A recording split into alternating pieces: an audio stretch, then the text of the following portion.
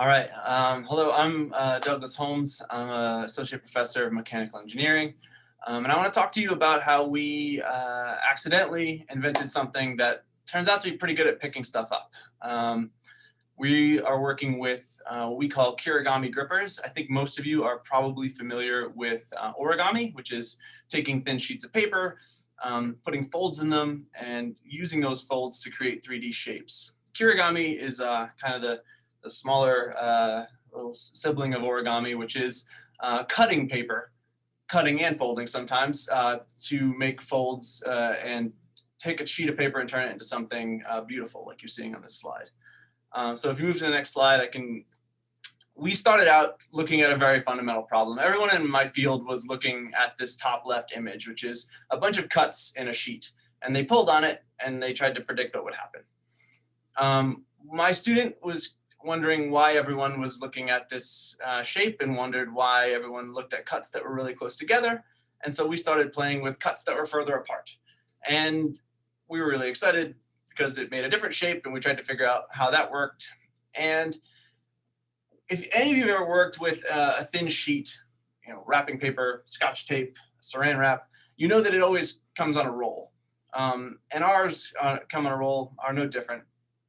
And one of the things I had my student always doing was they had to take the sheet off the roll, sandwich it between two plates, stick it in the oven until it became perfectly flat, and then they could do their tests on it. And like any good graduate student, they thought, can I please skip this annoying step that my advisor is making me do? And what if we just take the sheet right off the roll? It has a little bit of curvature to it, who cares?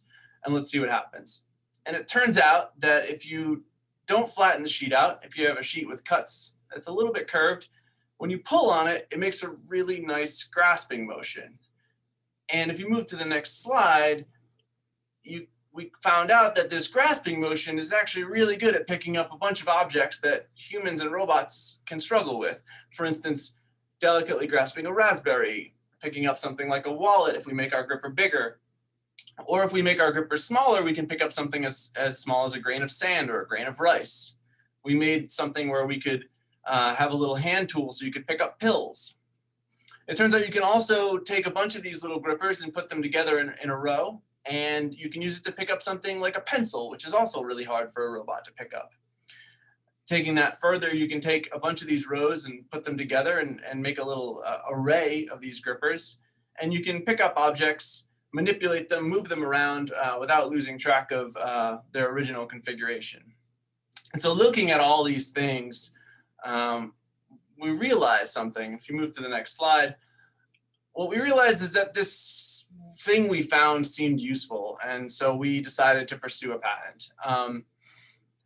This led to, through some connections of local entrepreneurs, a local biotech company funding some research into these grippers, which has allowed us to pursue some additional intellectual property.